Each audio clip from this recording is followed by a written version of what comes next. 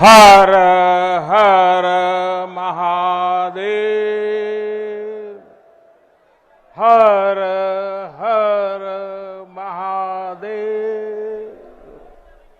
नमः पार्वती पते। माता अन्नपूर्णा की, गंगा मैया की। इस ऐतिहासिक आयोजन में उपस्थित उत्तर प्रदेश की राज्यपाल श्रीमती आनंदीबेन पटेल, उत्तर प्रदेश के मुख्यमंत्री कर्मयोगी श्री योगी आदित्यनाथ जी, भारतीय जनता पार्टी के राष्ट्रीय अध्यक्ष, हम सबके मार्गदर्शक श्रीमान जेपी नड्डा जी, उप मुख्यमंत्री भाई केशव प्रसाद मौर्य जी, दिनेश शर्मा जी, केंद्र में मंत्रिपरिषद के मेरे साथी महेंद्र नाथ पांडे जी, उत्तर प्रदेश भारतीय जनता पार्टी के अध्यक्ष स्वतंत्र देव सिंह जी, यहां के मंत्री श्रीमान नीलकंठ तिवारी जी, देश के हर कोने से आए हुए पूज्य संतगण और मेरे प्यारे काशीवासी,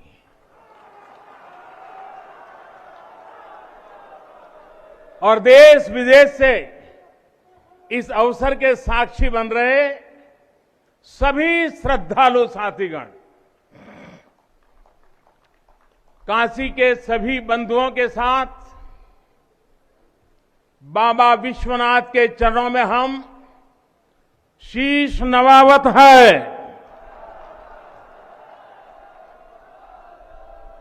माता अन्नपूर्णा के चरणन का बार बार वंदन करत है। अभी मैं बाबा के साथ साथ नगर कोतवाल काल भैरव जी के दर्शन करके ही आ रहा हूं।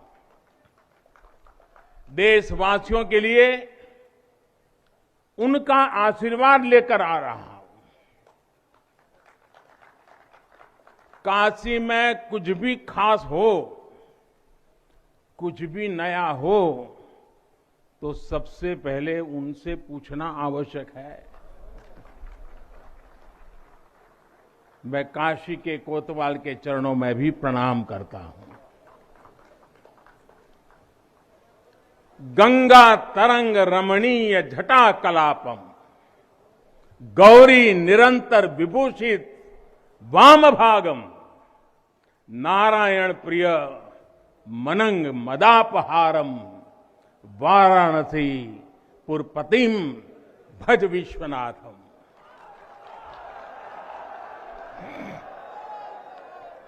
हम बाबा विश्वनाथ दरबार से देश दुनिया के उन श्रद्धालु जनन के प्रणाम करत है जो अपने अपने स्थान से इस महायज्ञ के साक्षी बनत होन। हम आप सब काशीवासी लोगन के प्रणाम करत है, जिनके सहयोग से इस शुभ घड़ी आयल है। हृदय गदगद है, मन आह्लादित है। आप सब लोगन के बहुत बहुत बधाई है।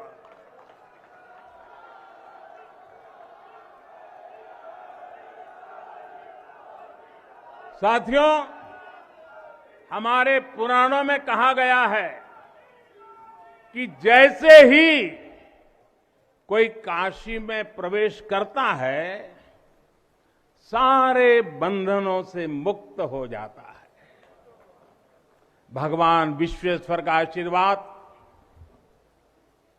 एक अलौकिक ऊर्जा यहां आते ही हमारे अंतर आत्मा को जागृत कर देती है। और आज तो इस चीर चैतन्य काशी की चेतना में एक अलग ही स्पंदन है। आज आदि काशी की अलौकिकता में एक अलग ही आभा है। आज शाश्वत बनारस के संकल्पों में एक अलग ही सामर्थ्य दिख रहा है। हमने शास्त्रों में सुना है, जब भी कोई पुण्य अवसर होता है तो सारे तीर्थ, सारी देवीय शक्तियां बनारस में बाबा के पास उपस्थित हो जाती है। कुछ वैसा ही अनुभव आज मुझे बाबा के दरबार में आकर हो रहा है। ऐसा लग रहा है कि हमारा पूरा चेतन ब्रह्मांड इससे जुड़ा हुआ है। वैसे तो अपनी माया का विस्तार बाबा ही जाने,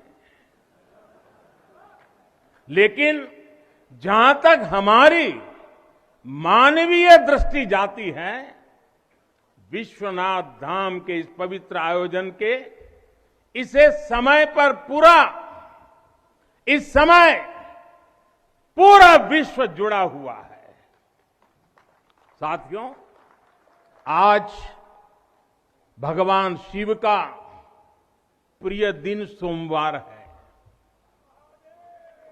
आज विक्रम संवत 2078 मार्गशीर्ष शुक्ल पक्ष 10वीं तिथि एक नया इतिहास रच रही है।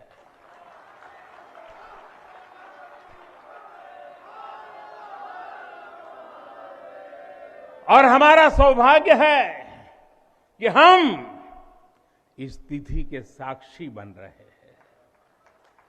आज विश्वनाथ धाम अकल्पनीय अनंत ऊर्जा से भरा हुआ है। उसका वैभव विस्तार ले रहा है। इसकी विशेषता आसमान छू रही है। यहां आसपास जो अनेक प्राचीन मंदिर लुप्त हो गए थे, उन्हें भी पुनः स्थापित किया जा चुका है। बाबा अपने भक्तों की सदियों की सेवा से प्रसन्न हुए हैं, इसलिए उन्होंने आज के दिन का हमें आशीर्वाद दिया है। विश्वनाथ धाम का ये पूरा नया परिसर एक भव्य भवन भर नहीं है, ये प्रतीक है हमारे भारत की सनातन संस्कृति का। ये प्रतीक है हमारी आध्यात्मिक आत्मा का। ये प्रतीक है भारत की प्राचीनता का, परंपराओं का, भारत की ऊर्जा का, गतिशीलता का। आप यहां जब आएंगे तो केवल आस्था के ही दर्शन होंगे ऐसा नहीं है। आपको यहां अपने अतीत के गौरव का एहसास भी होगा। कैसे प्राचीनता और नवीनता एक साथ सजीव हो रही है, कैसे पुरातन की प्रेरणाएं भविष्य को दिशा दे रही हैं, इसके साक्षात दर्शन विश्वनाथ धाम परिसर में हम कर रहे हैं। साथियों, जो मां गंगा उत्तर वाहिनी होकर बाबा के पांव पखारने काशी आती है, वो मां गंगा भी आज बहुत प्रसन्न होगी। अब जब हम भगवान विश्वनाथ के चरणों में प्रणाम करेंगे, ध्यान लगाएंगे, तो मां गंगा को स्पर्श करती हुई हवा हमें स्नेह देगी, हमें आशीर्वाद देगी। और जब मां गंगा उन्मुक्त होगी, प्रसन्न होगी, तो बाबा के ध्यान में हम गंग तरंगों की कलकल का दैवीय अनुभव भी कर सकेंगे। बाबा विश्वनाथ सबके हैं, मां गंगा सबकी है, उनका आशीर्वाद सबके लिए है। लेकिन समय और परिस्थितियों के चलते बाबा और मां गंगा की सेवा की यह सुलभता मुश्किल हो चली थी। यहां हर कोई आना चाहता था, लेकिन रास्तों और जगह की कमी हो गई थी। बुजुर्गों के लिए, दिव्यांगों के लिए यहां आने में बहुत कठिनाई होती थी। लेकिन अब विश्वनाथ धाम परियोजना के पूरा होने से यहां हर किसी के लिए पहुंचना सुगम हो गया है। हमारे दिव्यांग भाई बहन, बुजुर्ग माता पिता सीधे बोर्ड से जेटी तक आएंगे। जेटी से घाट तक आने के लिए भी एस्केलेटर लगाए गए हैं। वहां से सीधे मंदिर तक आ सकेंगे। संकरे रास्तों की वजह से दर्शन के लिए जो घंटों तक का इंतजार करना पड़ा था, जो परेशानी होती थी, वो भी अब कम होगी। पहले यहां जो मंदिर क्षेत्र केवल 3000 वर्ग फीट में था, वो अब करीब करीब 5 लाख वर्ग फीट का हो गया।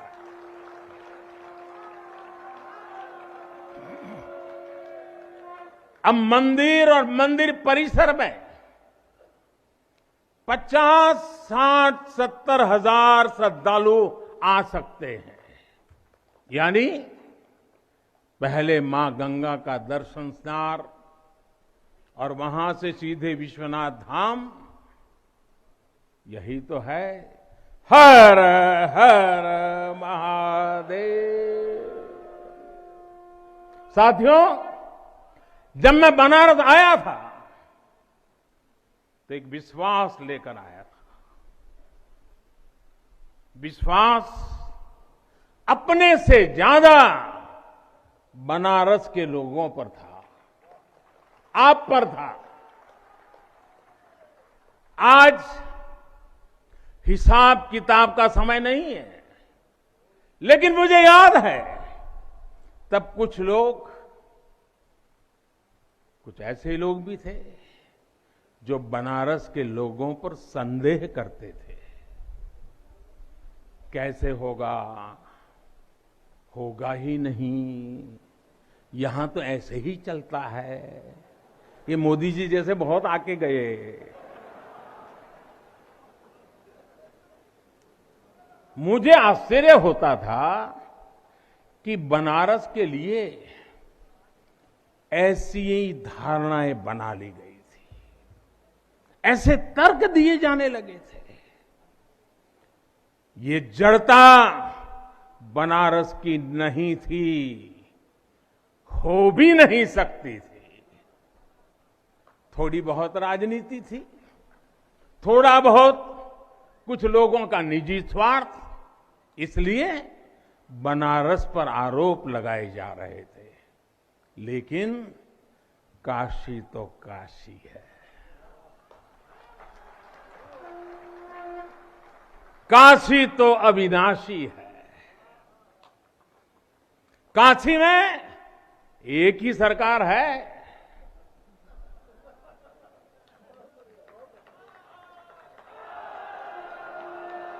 जिनके हाथों में डमरू है, उनकी सरकार है।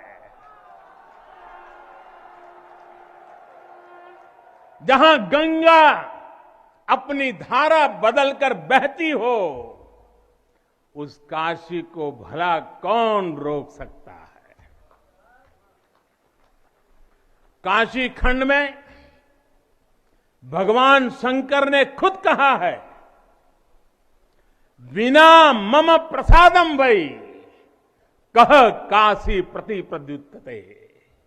अर्थात बिना मेरी प्रसन्नता के काशी में कौन आ सकता है, कौन इसका सेवन कर सकता है। काशी में महादेव की इच्छा के बिना न कोई आता है और न यहां उनकी इच्छा के बिना कुछ होता है।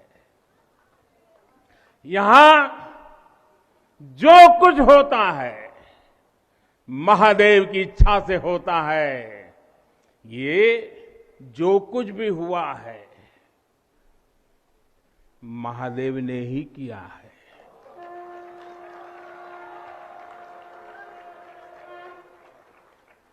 ई विश्वनाथ धाम तो बाबा आपन आशीर्वाद से बनेले हुअन। उनकर इच्छा के बिना का कोई पत्ता हिल सकेला? कोई कितना बड़ा हवे तो अपने घरे का होइए, ऊ बोलिए तबे कोई आ सकेला, कुछ कर सकेला। साथियों, बाबा के साथ अगर किसी और का योगदान है तो वो बाबा के गणों का है।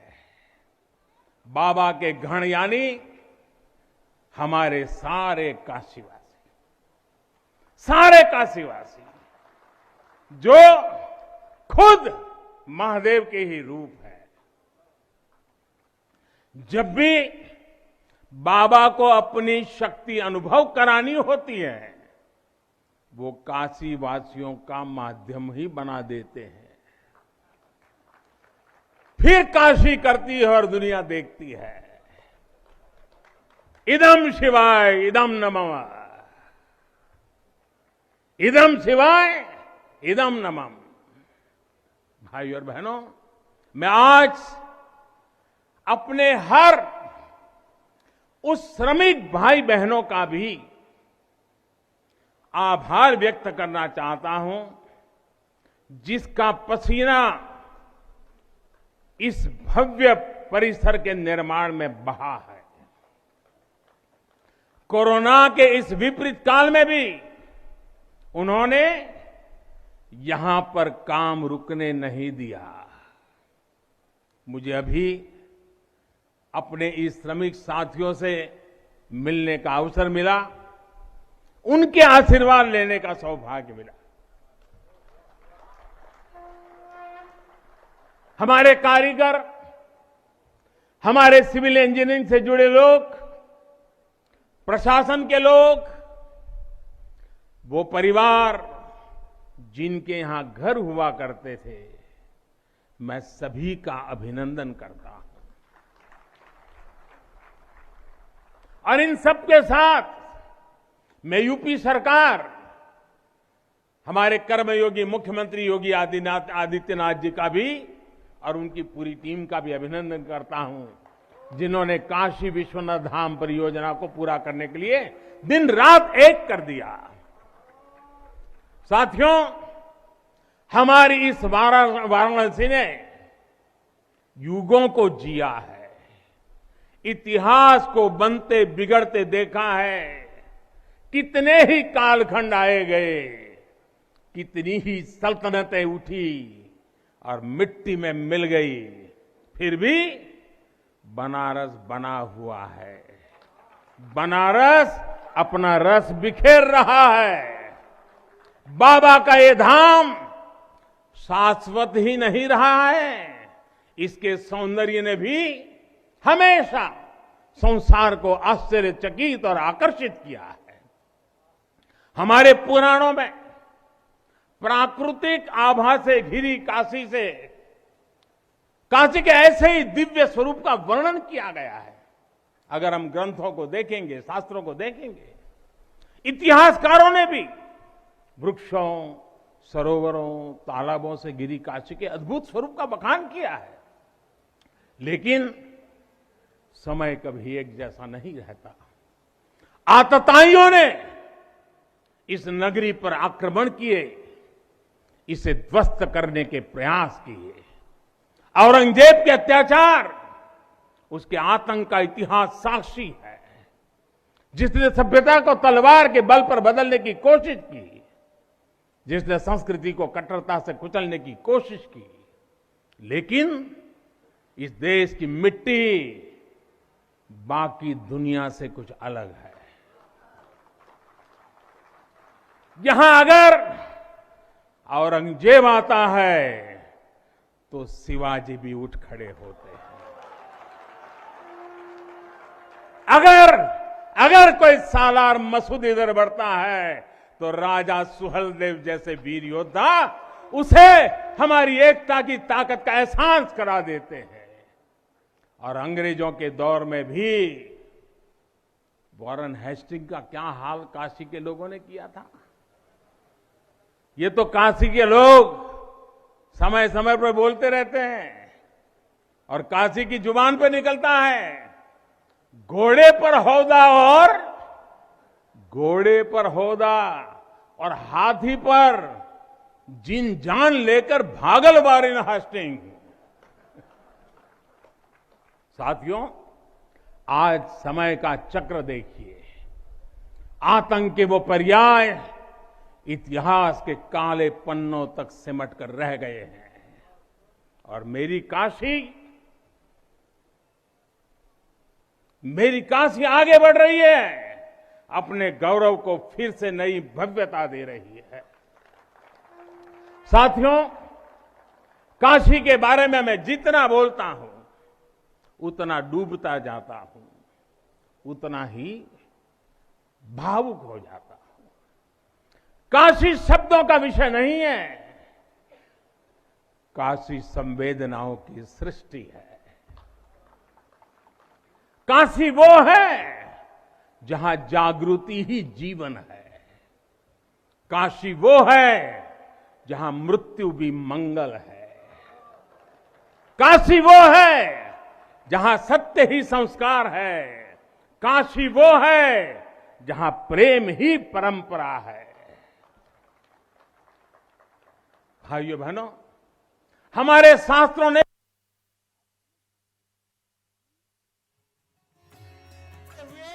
आखिर में क्या कहा? नेति नेति ही कहा है। यानी जो कहा उतना ही नहीं है, उससे भी आगे कितना कुछ है। हमारे शास्त्रों ने कहा है, शिवम ज्ञायन इति ब्रूयो, शिवः शब्दार्थ चिंतका, अर्थात शिव शब्द का चिंतन करने वाले लोग शिव को ही ज्ञान कहते हैं। इसलिए ये काशी शिवमयी है, ये काशी ज्ञानमयी है। और इसलिए ज्ञान, शोध, अनुसंधान ये काशी और भारत के लिए स्वाभाविक निष्ठा रहे हैं। भगवान शिव ने स्वयं कहा है, सर्व क्षेत्रेषु भूपृष्ठे, सर्व क्षेत्रेषु भूपृष्ठे काशी क्षेत्रम च मे वपु, अर्थात धरती के सभी क्षेत्रों में काशी साक्षात मेरा ही शरीर है।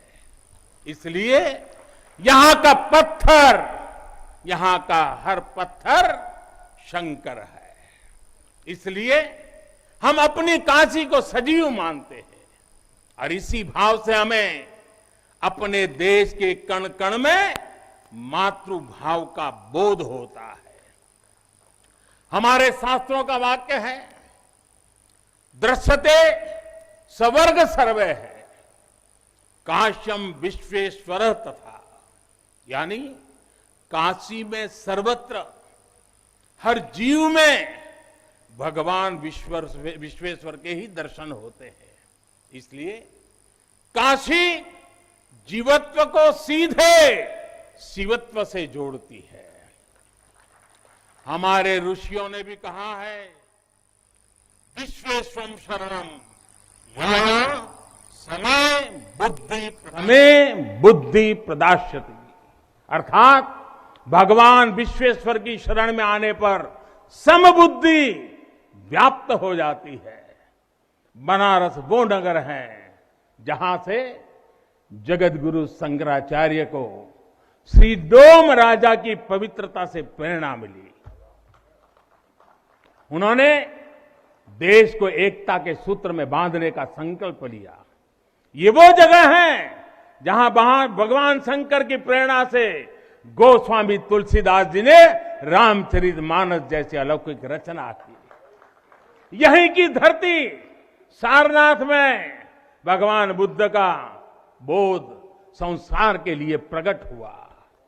समाज सुधार के लिए कबीरदास जैसे मनीषी यहां प्रकट हुए। समाज को जोड़ने की जरूरत थी तो संत रविदास जी की भक्ति की शक्ति का केंद्र भी ये काशी बनी। ये काशी अहिंसा और तप की प्रतिमूर्ति 4 जैन तीर्थंकरों की धरती है। राजा हरिश्चंद्र की सत्य निष्ठा से लेकर वल्लभाचार्य और रामानंद जी के ज्ञान तक, चैतन्य महाप्रभु और समर्थ गुरु रामदास के से लेकर स्वामी विवेकानंद और मदन मोहन मालवीय तक कितने ही ऋषियों और आचार्यों का संबंध काशी की पवित्र धरती से रहा है। छत्रपति शिवाजी महाराज ने यहां प्रेरणा पाई। रानी लक्ष्मीबाई से लेकर चंद्रशेखर आजाद तक कितने ही सेनानियों की कर्मभूमि जन्मभूमि काशी रही है। भारतेंदु हरिश्चंद्र, जयशंकर प्रसाद, मुंशी प्रेमचंद, पंडित रविशंकर और बिस्मिल्लाह खान जैसी प्रतिभाएं इस स्मरण को कहां तक लेते जाए, कितना कहते जाए, भंडार भरा पड़ा है। जिस तरह काशी अनंत है वैसे ही काशी का योगदान भी अनंत है। काशी के विकास में इन अनंत पुण्य आत्माओं की ऊर्जा शामिल है। इस विकास में भारत की अनंत परंपराओं की विरासत शामिल है। इसलिए हर मत मतांतर के लोग, हर भाषा वर्ग के लोग यहां आते हैं कि यहां से अपना जुड़ाव महसूस करते हैं। साथियों, काशी हमारे भारत की सांस्कृतिक, आध्यात्मिक, राजधानी तो है ही, ये भारत की आत्मा का एक जीवंत अवतार भी है। आप देखिए, पूरब और उत्तर को जोड़ती हुई यूपी में बसी ये काशी, यहां विश्वनाथ मंदिर को तोड़ा गया तो मंदिर का पुनर्निर्माण माता अहिल्याबाई होलकर ने करवाया। जिनकी जन्मभूमि महाराष्ट्र थी, जिनकी कर्मभूमि इंदौर, माहेश्वर और अनेक क्षेत्रों में थी, उन माता अहिल्याबाई होलकर को आज मैं इस अवसर पर नमन करता हूं। 200-250 साल पहले उन्होंने काशी के लिए इतना कुछ किया था, तब के बाद काशी के लिए इतना काम अब हुआ है। साथियों, बाबा विश्वनाथ मंदिर की आभा बढ़ाने के लिए पंजाब से महाराजा रणजीत सिंह ने 23 मण सोना चढ़ाया था। इसके शिखर पर सोना मढ़वाया था। पंजाब से पूज्य गुरु नानक देव जी भी काशी आए थे, यहां सत्संग किया था। दूसरे सिख गुरुओं का भी काशी से विशेष रिश्ता रहा था। पंजाब के लोगों ने काशी के पुनर्निर्माण के लिए दिल खोलकर दान दिया था। पूरब में बंगाल की रानी भवानी ने बनारस के विकास के लिए अपना सब कुछ अर्पण किया। मैसूर और दूसरे दक्षिण भारतीय राजाओं का भी बनारस के लिए बहुत बड़ा योगदान रहा है। एक ऐसा शहर है जहां आपको उत्तर, दक्षिण, नेपाली, लगभग हर तरह की शैली के मंदिर दिख जाएंगे। विश्वनाथ मंदिर इसी आध्यात्मिक चेतना का केंद्र रहा है और अब ये विश्वनाथ धाम परिसर अपने भव्य रूप में इस चेतना को और ऊर्जा देगा। साथियों, दक्षिण भारत के लोगों की काशी के प्रति आस्था, दक्षिण भारत का काशी पर और काशी का दक्षिण भारत पर प्रभाव हम सब भली भांति जानते हैं। एक ग्रंथ में लिखा है, तेनोपयाथेन कदाचनात् वाराणसीम पाप निवारणम आवादी वाणी बलिना सविष्यन विलोक्य लीला वासरे विलिप्ता, कन्नड़ भाषा में कहा गया है। यानी जब सदगुरु माधवाचार्य जी अपने शिष्यों के साथ चल रहे थे तो उन्होंने कहा था कि काशी के विश्वनाथ पाप का निवारण करते हैं। उन्होंने अपने शिष्यों को काशी के वैभव और उसकी महिमा के बारे में भी समझाया। साथियों, सदियों पहले की ये भावना निरंतर चली आ रही है। मां कवि सुब्रमण्यम भारती काशी प्रवास ने जिनके जीवन की दिशा बदल दी, उन्होंने एक जगह लिखा है, तमिल में लिखा है, काशी नगर पुलवर पेसुम उरई दान, कांजी इल के पदर कौर खरुबी सेवोम। यानी काशी नगरी के संत कवि का भाषण कांचीपुर में सुनने का साधन बनाएंगे। काशी से निकला हर संदेश ही इतना व्यापक है कि देश की दिशा बदल देता है। वैसे मैं एक बात और कहूंगा, मेरा पुराना अनुभव है।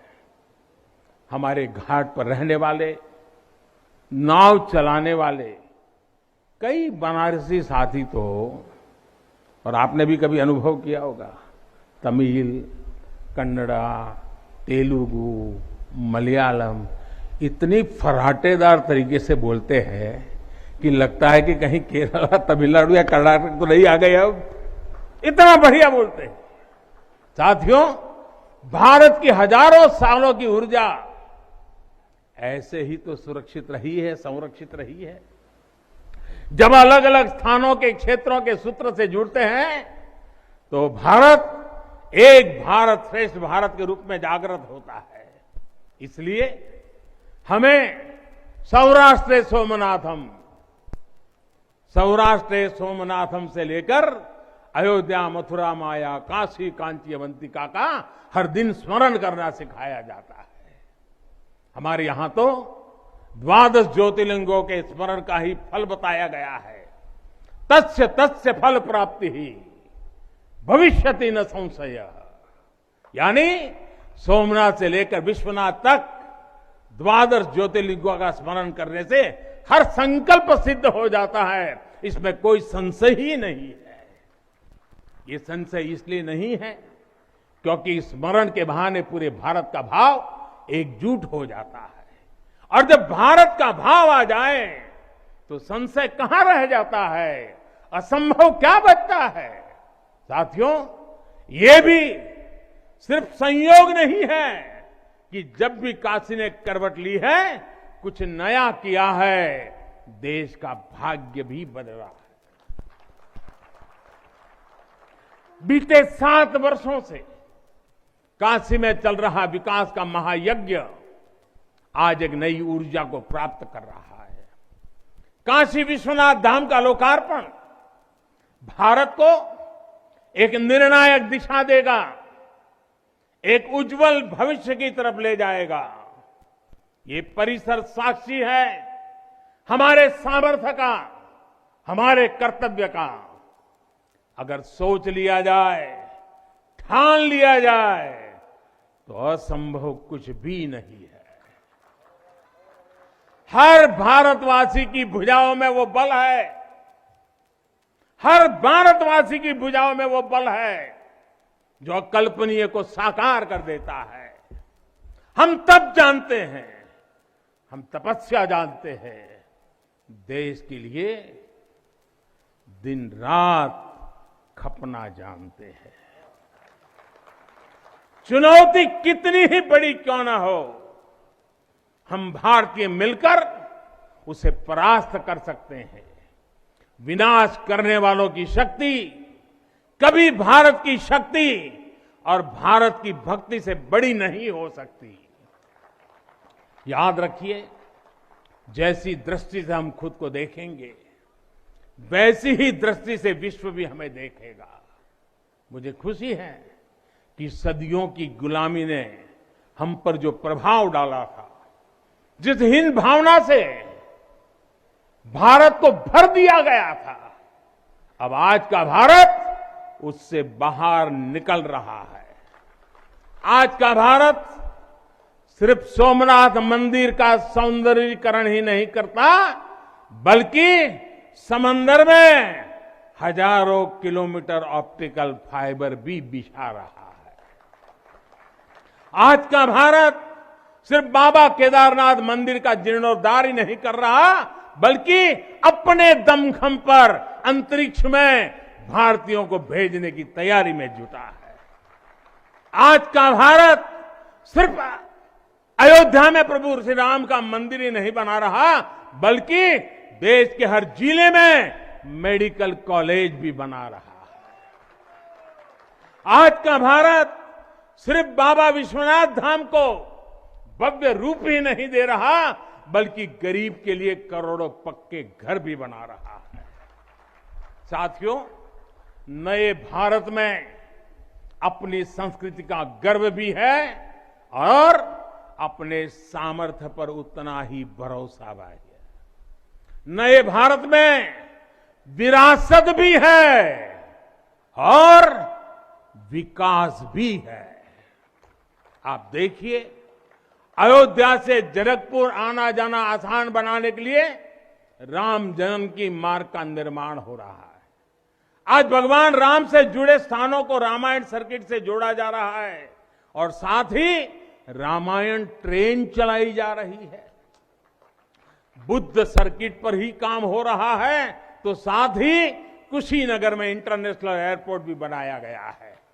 करतारपुर साहिब कॉरिडोर का निर्माण किया गया है, तो वहीं हेमकुंड साहिब जी के दर्शन आसान बनाने के लिए रोपवे बनाने की भी तैयारी है।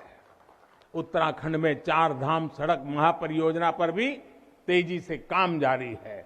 भगवान विट्ठल के करोड़ों भक्तों के आशीर्वाद से श्री संत ज्ञानेश्वर महाराज पालकी मार्ग और संत तुकाराम महाराज पालकी मार्ग का भी काम अभी कुछ हफ्ते पहले शुरू हो चुका है।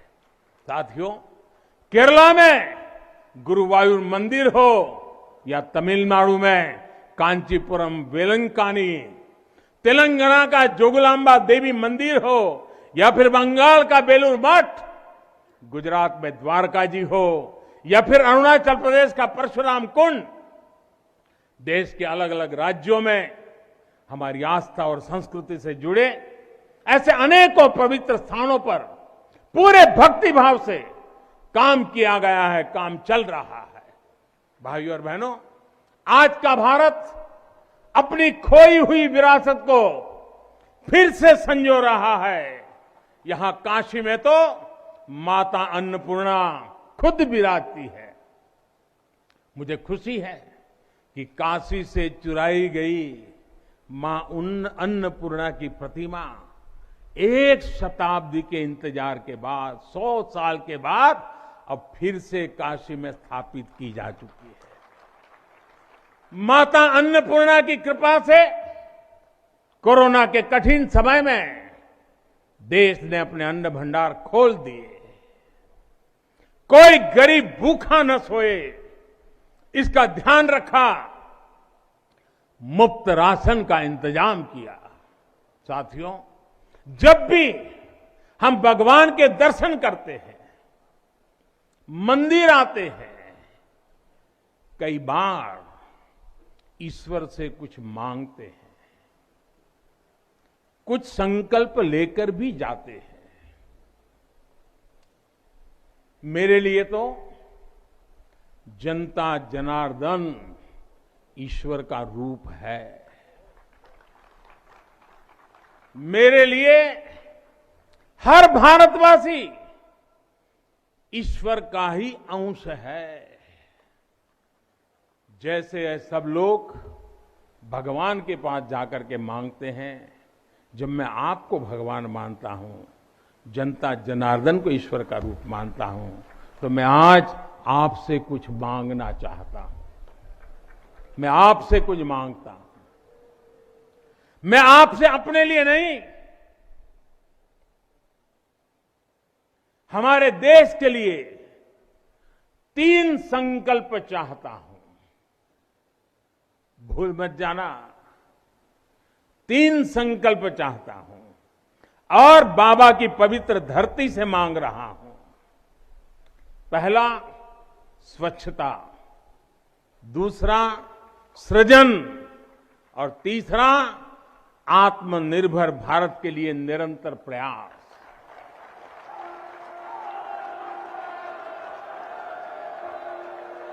स्वच्छता जीवन शैली होती है, स्वच्छता अनुशासन होती है। ये अपने साथ कर्तव्यों की एक बहुत बड़ी श्रृंखला लेकर आती है। भारत चाहे जितना ही विकास करे, स्वच्छ नहीं रहेगा तो हमारे लिए आगे बढ़ पाना मुश्किल होगा। इस दिशा में हमने बहुत कुछ किया है, लेकिन हमें अपने प्रयासों को और बढ़ाने होंगे। कर्तव्य की भावना से भरा आपका एक छोटा सा प्रयास देश की बहुत मदद करेगा। यहां बनारस में भी, शहर में, घाटों पर स्वच्छता को हमें एक नए स्तर पर लेकर जाना है। गंगा जी की स्वच्छता के लिए उत्तराखंड से लेकर बंगाल तक कितने ही प्रयास चल रहे हैं।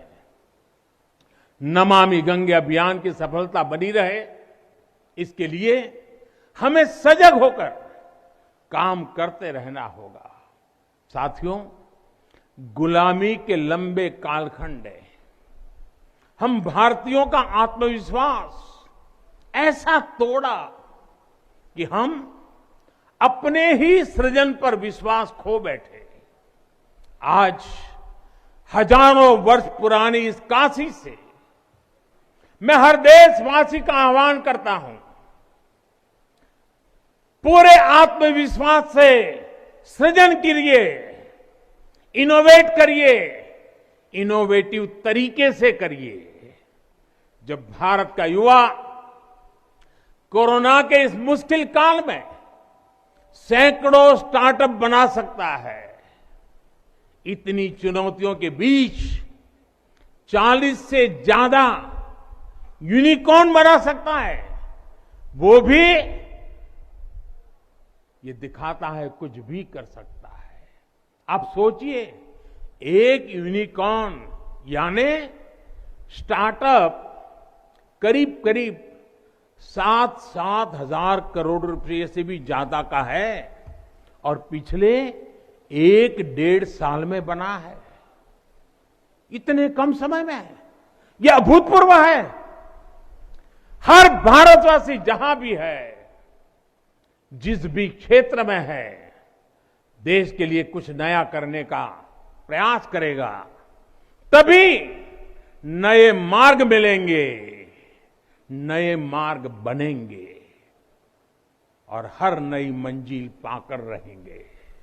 भाइयों और बहनों, तीसरा एक संकल्प जो आज हमें लेना है वो है आत्मनिर्भर भारत के लिए अपने प्रयास बढ़ाने का। ये आजादी का अमृत काल है। हम आजादी के 75वें साल में हैं, जब भारत 100 साल की आजादी का समारोह बनाएगा, तब का भारत कैसा होगा, इसके लिए हमें अभी से काम करना होगा। और इसके लिए जरूरी है हमारा आत्मनिर्भर होना। जब हम देश में बनी चीजों पर गर्व करेंगे, जब हम लोकल के लिए वोकल होंगे, जब हम ऐसी चीजों को खरीदेंगे जिसे बनाने में किसी भारतीय का पसीना बहा हो, तो इस अभियान को मदद करेंगे। अमृतकाल में भारत 130 करोड़ देशवासियों के प्रयासों से, सबके प्रयासों से आगे बढ़ रहा है। महादेव की कृपा से, हर भारतवासी के प्रयास से हम आत्मनिर्भर भारत का सपना सच होता देखेंगे। इसी विश्वास के साथ मैं बाबा विश्वनाथ के, माता अन्नपूर्णा के, काशी कोतवाल के, और सभी देवी देवताओं के चरणों में एक बार फिर प्रणाम करता हूं। इतनी बड़ी तादाद में देश के अलग अलग कोने से पूज्य संत महात्मा पधारे हैं। यह हमारे लिए, मुझ जैसे एक सामान्य नागरिक के लिए ये सौभाग्य की पल है। मैं सभी संतों का, सभी पूज्य महात्माओं का सर झुका करके हृदय से अभिनंदन करता हूं, प्रणाम करता हूं। मैं आज सभी काशीवासियों को, देशवासियों को फिर से बधाई देता हूं, बहुत बहुत शुभकामनाएं देता हूं। हर हर महादेव, हर हर महादेव, हर हर महादेव।